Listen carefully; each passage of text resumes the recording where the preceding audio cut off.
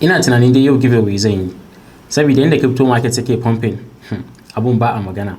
Can you believe your BTC $122,000, Ethereum 4.7k, XRP 3.2, Solana over $200.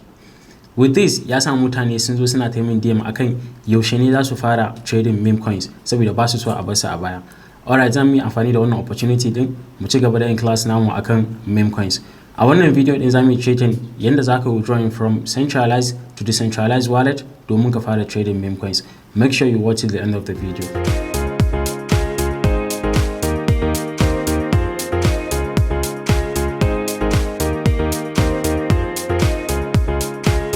I believe kowa yana da Bybit exchange.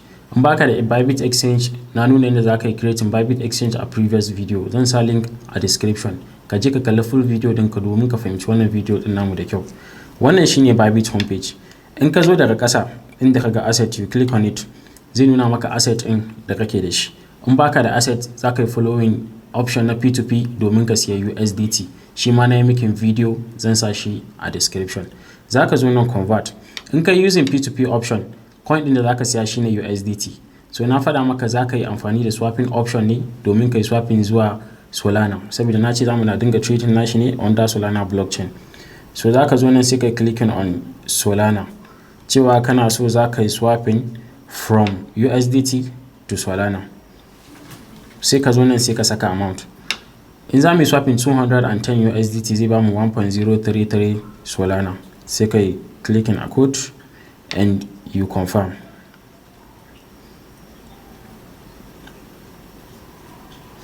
Alright, yanzu mun yi swapping USDT to Solana. Za ka yi withdraw nashi zuwa decentralized saboda ba a trading meme coins a centralized wallet. So za ka yi clicking a wannan withdraw option din. Zai baka available balance din da kake da shi, which is Solana.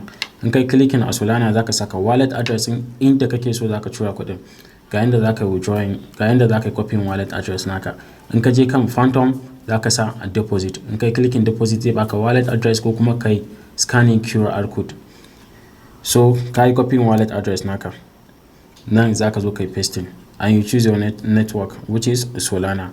Amount za mu iya sa max ko kuma ka sa 1 Solana, anyone you want to withdraw to. So sai ka saka withdraw. Ka sa withdraw zai tambaye ka sa password ko some securities da ka saka a wallet ɗinka, maybe two-factor authenticator, OTP ko kuma wani wannan da kake amfani da shi.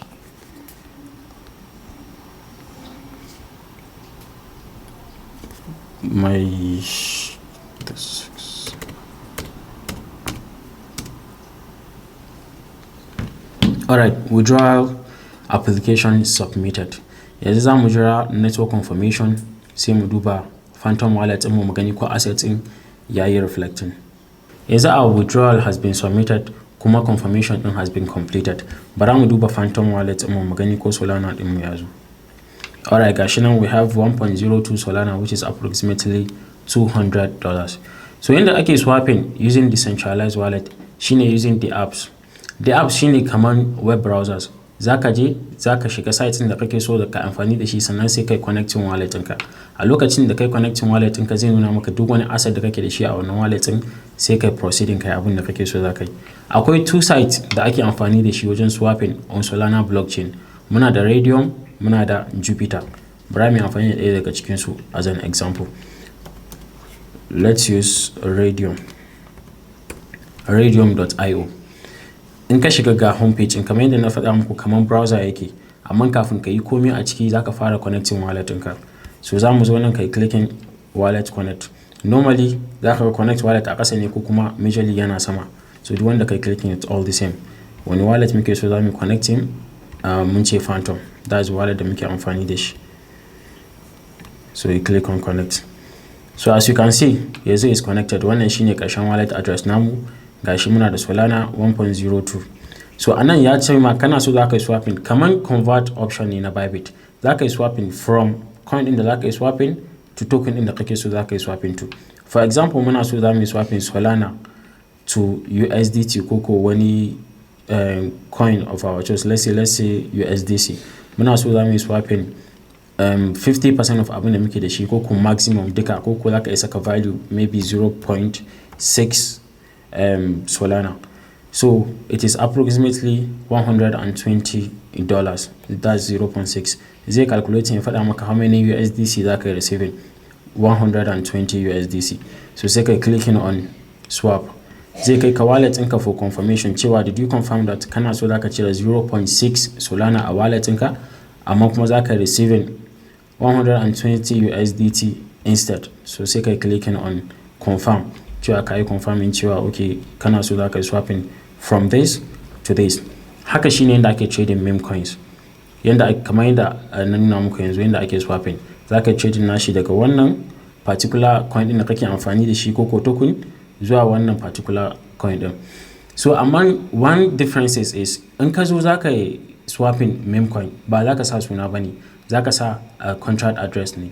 Shi kuma contract address yana nufin identity of wannan meme coin ɗin da kake so za ka yi swapping into.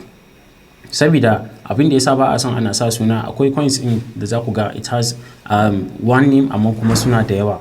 So in har kana so za ka bambance, ni yanzu ina so zan baka meme coin ka siya, ba zan faɗa ma suna ba, zan baka contract address ne ka siya sabida that's the safest way to buy. So this will be the end of our video. Our next video zan nuna muku yanda za ka iya differentiating between legit meme coin da scam coins sabida mutane suna creating scam coins da yawa. Don't forget to subscribe and turn on your notification to stay updated.